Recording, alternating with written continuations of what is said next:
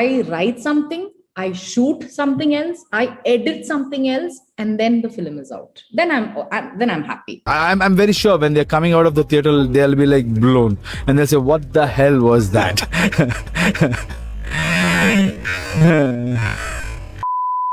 Toxic is a film जिसका KGF 2 के success के बाद पूरा इंडिया वेट कर रहा था और कहीं ना कहीं from the starting itself it was very clear कि टॉक्सिक एक बहुत ही बुरी फिल्म होने वाली है। बट यश की स्टेटमेंट्स और उसके बिल्ड करे हुए ट्रस्ट के कारण हम कभी भी ना इन सारे साइंस को देख ही नहीं पाए। तो इस वीडियो में मैं तुम्हें बताऊंगा कि कैसे टॉक्सिक की अनाउंसमेंट्स के बाद ही it was very clear that this film could turn out to be a disaster, और कैसे सिर्फ यश की वजह से ही हम इन सारे साइंस को इतने टाइम से इग्नोर करते चले गए। तो आओ बात करते हैं। सबसे पहला साइन मेरे लिए था कि स्टार्टिंग से ही हमें इस फिल्म को लेकर बहुत ही बड़े बड़े प्रोमिसेस मिलने शुरू हो गए थे। लाइक कि फिल्म का तुम पूरा टाइटल ही देख लो एक बार, toxic a fairy tale for grown ups. अब a fairy tale for grown up सुनते ही ऑब्वियसली तुम्हारे दिमाग में क्या आता है? एक mature story line, dark themes, brutal violence, adult situations, basically एक ऐसी फिल्म जो नॉर्मल कमर्शियल सिनेमा से थोड़ी ज्यादा मैच्योर और अनकन्वेंशनल होने वाली है। बट टॉक्सिक की मार्केटिंग देखें तो ग्रोन अप्स का मतलब मैच्योर स्टोरी टेलिंग से ज्यादा सेक्सुअलिटी और स्टीमी कंटेंट के अराउंड बिल्ड किया जा रहा था। और अगर हम सबसे पहले आए मार्केटिंग मटेरियल जो कि था राया का वो कैरेक्टर इंट्रोडक्शन, उस पे नजर डालें तो वहां भी ना ये चीजें बहुत ज्यादा एविडेंट थी कि मेकर्स फिल्म को किस चीज के अराउंड मार्केट करना चाह रहे थे। और इसी में तुम वो बर्थडे टीजर जो आया था उसको भी इंक्लूड कर सकते हो। मैसेजिंग बेसिकली यही थी कि भाई फिल्म देखने आओगे तो भर भर के वायलेंस और सेक्स सीन्स देखने को मिलेंगे। लेकिन प्रॉब्लम ये थी कि इन टीजर्स में हमें फिल्म के बारे में एक्चुअली में कुछ पता ही नहीं चल रहा था। अब बहुत सारे टीजर्स एंड ट्रेलर्स के लिए एक अच्छी चीज मानी जाती है कि फिल्म के बारे में हमें थोड़ा कम पता लगा, बट टॉक्सिक के साथ कुछ उल्टा ही हो गया। इसके पूरे मार्केटिंग रन के दौरान ना तो हमें कोई प्रॉपर वर्ल्ड बिल्डिंग दिखी, ना कैरेक्टर्स के बारे में कुछ पता चला, ना ही कोई मीनिंगफुल या फिर रिमेंबरेबल डायलॉग्स मिले, ना स्टोरी का सेटअप था, और ना ही ये समझ आ रहा था कि राया एक्चुअली में है कौन। एंड माइंड यू 3 या 4 टीजर्स के बाद भी हम टॉक्सिक के बारे में बेसिकली सिर्फ एक ही चीज जानते थे कि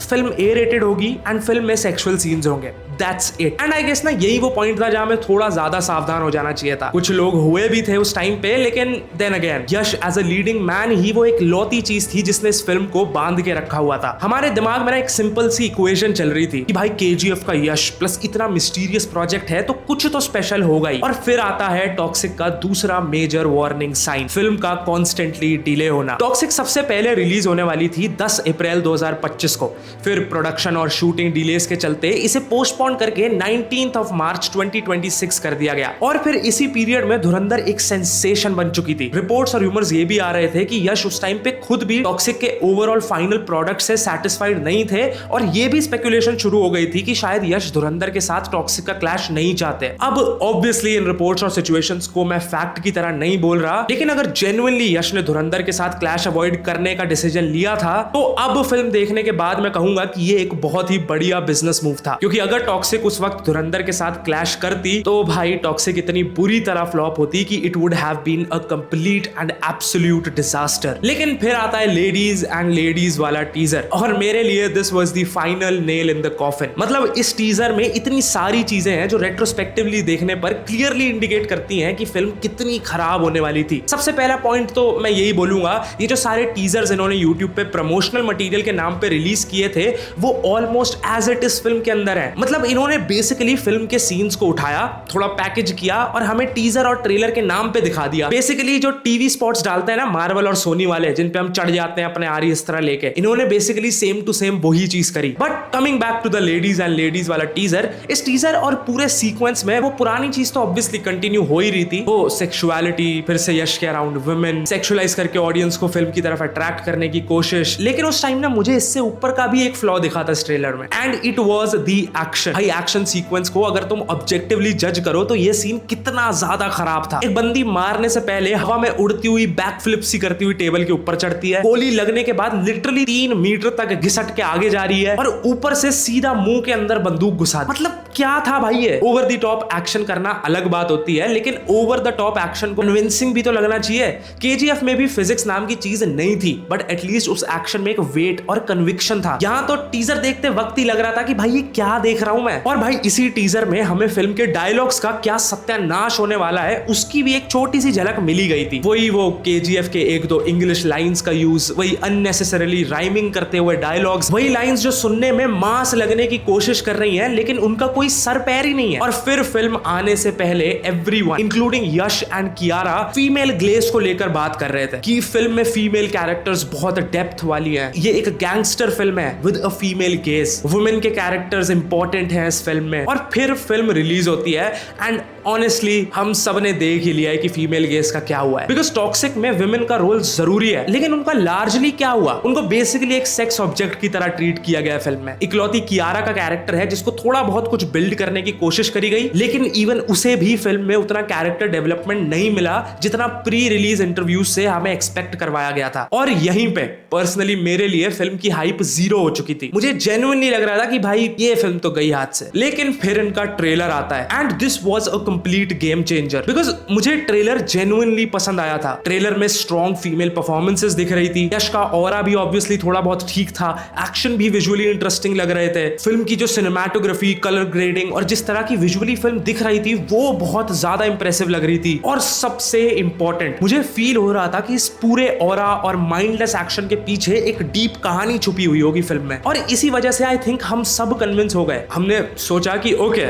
मे बी हम गलत थे, मे बी ये सब जानबूझ कर करा गया and may be actual film में इसका पे ऑफ होगा। लेकिन अब जब मैं कल इस फिल्म को देखकर आ चुका हूं तो आई कैन कॉन्फिडेंटली से कि हाँ, कहानी उस ऑरा फार्मिंग और माइंडलेस एक्शन के पीछे छुपी हुई थी। प्रॉब्लम इतनी सी है कि वो कहानी पूरे 4 घंटे छुपी रह गई and that just fucked the entire film. और मुझे लगता है टॉक्सिक का सबसे बड़ा फंबल एक्चुअली फिल्म खराब होने से भी पहले हो चुका था एंड वो था एक्सपेक्टेशंस को हैंडल करने में। अब हाँ, आई नो कि फिल्म खुद बहुत खराब बनाई इन्होंने, लेकिन फिर भी ये जानते हुए कि फिल्म क्या है, इनकी मार्केटिंग रुकी नहीं। और फिर हमें मेन कास्ट और डायरेक्टर से कुछ ऐसे स्टेटमेंट सुनने को मिलते हैं, I write something, I shoot something else, I edit something else, and then the film is out. Then I'm happy. I'm very sure when they're coming out of the theater, they'll be like blown and they'll say, "What the hell was that?" But then I think इस film का सबसे बड़ा red flag या फिर यूं कहूं कि सबसे बड़ा वार्निंग साइन था गीतू मोहनदास का इस फिल्म को डायरेक्ट करना। अब देखो, तुम्हारे कहने पे मैं मान जाऊंगा कि गीतू मोहनदास एक फिनोमिनल डायरेक्टर है, लेकिन यहाँ प्रॉब्लम उनके टैलेंट की नहीं थी, प्रॉब्लम थी स्केल की। टॉक्सिक से पहले गीतू ने कभी भी इतने मैसिव स्केल का कमर्शियल प्रोजेक्ट हैंडल नहीं किया था।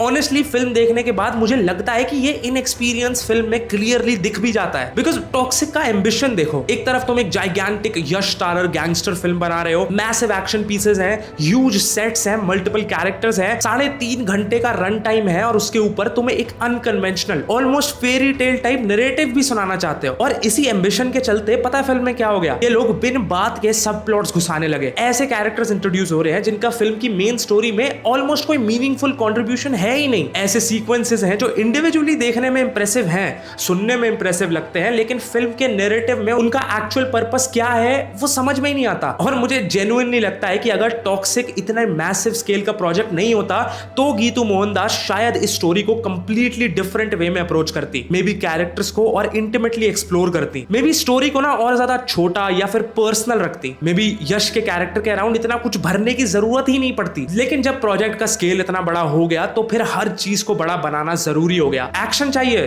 तो घुसा दो एक्शन, कैरेक्टर्स हैं तो उनका सब प्लॉट भी चाहिए, वर्ल्ड बहुत बड़ा बन चुका है तो और कैरेक्टर्स ऐड कर दो। और धीरे धीरे फिल्म एक ऐसी चीज बन गई जहां हर इंडिविजुअल सीन तो तुम्हें थोड़ा बहुत इंप्रेस करने की कोशिश कर रहा है, लेकिन पूरी फिल्म कलेक्टिवली कुछ कह ही नहीं पा रही। और सबसे इंटरेस्टिंग बात यह है कि ये कंसर्न रिलीज से पहले भी कुछ लोगों ने रेस किया था, लेकिन ऑब्वियसली उस टाइम हमने सुना नहीं। But I think Geetu Mohandas को कंप्लीटली ब्लेम करना सही नहीं रहेगा, क्योंकि अगर तुमने फिल्म देखी है ना तो तुम्हें यह फील हो गया होगा कि फिल्म में 2 या 3 अलग अलग जनों का इन्फ्लुएंस दिखता है। एंड आई थिंक कहीं ना कहीं यश का भी इंटरफेरेंस रहा होगा इस फिल्म में, एंड वो अपने KGF वाली चीज को रिक्रिएट करने में इतना डिल्यूजनल हो गए कि एक अच्छी फिल्म तक नहीं कह पाए इन दी एंड। ओके, मैंने अभी भी पढ़ा है कि यश इस फिल्म के को राइटर थे, hence the cheesy and these mindless dialogues. Now to conclude this video, मैं सिर्फ इतना ही कहूंगा कि टॉक्सिक को अगर एक चीज ने सबसे ज्यादा डैमेज किया है तो वो है इसका मैसिव 3 घंटे 15 मिनट का रन टाइम। मतलब ट्रस्ट मी, टॉक्सिक देखते देखते तुम्हें फिल्म के अंदर ही ना 3 या 4 अलग अलग छोटी छोटी फिल्म्स मिल जाएंगी। एक फैमिली ड्रामा है, एक गैंगस्टर स्टोरी है, एक फीमेल सेंट्रिक स्टोरी है, एक रिवेंज स्टोरी है, और इन सब के बीच में यश का ना एक अलग ही ऑरा शोकेस चल रहा है। प्रॉब्लम ये नहीं है कि फिल्म इतनी सारी चीजें एक्सप्लोर करना चाहती थी, प्रॉब्लम ये है कि इनमें से किसी भी चीज को वो प्रॉपरली जस्टिफाई नहीं कर पाए। कैरेक्टर्स इंट्रोड्यूस होते हैं, सब प्लॉट स्टार्ट होते हैं, मिस्ट्रीज क्रिएट होती है एंड फिल्म तुमसे एक्सपेक्ट करती है कि तुम इमोशनली इन्वेस्ट करो, लेकिन जब पे ऑफ का टाइम आता है तो या तो वो मिलता ही नहीं है या फिर इतना लेट मिलता है कि तब तक तुम इमोशनली डिस्कनेक्ट ऑलरेडी हो चुके हो और तुम परवाह ही नहीं कर रहे कि अब स्क्रीन पे चल क्या रहा है। एंड इसी वजह से टॉक्सिक का सबसे बड़ा प्रॉब्लम मुझे इसका बजट, इसका स्केल, इसका एम्बिशन या इवन इसका एक्सपेरिमेंटल नेचर नहीं लगता। प्रॉब्लम है कि फिल्म को पता ही नहीं था कि उसे अल्टीमेटली बनना क्या है। और आयरॉनिकली इस पूरी जर्नी में जो चीज टॉक्सिक को सबसे ज्यादा प्रोटेक्ट करती रही है वो यश खुद था। केजीएफ के बाद हमने यश पे इतना ट्रस्ट किया कि अनाउंसमेंट से लेकर teasers, delays, ladies and ladies, female guest के प्रॉमिसेस, ट्रेलर और फिर फिल्म के रिलीज तक भी हर वार्निंग साइन को हमने किसी ना किसी तरह जस्टिफाई कर दिया। यश कुछ तो जानता ही होगा, इतना टाइम लिया है उसने तो कुछ सोचा ही होगा, फिल्म के अंदर एक्चुअली में हमें पे ऑफ मिलेगा। लेकिन फाइनली जब फिल्म रिलीज हुई तो वो सारे एक्सक्यूजेस खत्म हो गए, क्योंकि ना एक पॉइंट के बाद तुम स्टार पावर, मार्केटिंग, इंटरव्यूज या प्रोमिसेस से फिल्म को डिफेंड नहीं कर सकते। फिल्म को खुद स्टैंड करना पड़ता है और टॉक्सिक अनफॉर्चुनेटली वो बिल्कुल भी नहीं कर पाई। तो मेरे लिए टॉक्सिक की फेलियर सिर्फ एक बैड फिल्म का फेलियर नहीं है, it's a failure of expectations, execution, story telling and most importantly restraint. क्योंकि फिल्म के पास आइडियाज की कमी नहीं थी, आइडियाज की इतनी भरमार थी कि फिल्म खुद के नीचे ही दबके रह गई। और शायद इसीलिए टॉक्सिक को देखने के बाद सबसे फ्रस्ट्रेटिंग चीज ये नहीं लगती कि भाई ये फिल्म बुरी थी, फ्रस्ट्रेटिंग ये लगता है कि इसके अंदर एक जेन्युइनली इंटरेस्टिंग फिल्म कहीं ना कहीं थी, बस वो 3 घंटे 15 मिनट के इस मैसिव मेस के अंदर वो फिल्म कभी बाहर ही नहीं आ पाई। और अब तो चीजें हाथ से ऑब्वियसली निकल चुकी हैं and that's exactly how Toxic was doomed to fail. That was the video guys. तुम बताओ अपना टॉक्सिक फिल्म का एक्सपीरियंस नीचे कमेंट्स में एंड अगर वीडियो पसंद आई तो लाइक एंड सब्सक्राइब कर दो। I'll see you in the next one. तब तक के लिए you can always cut to cinema.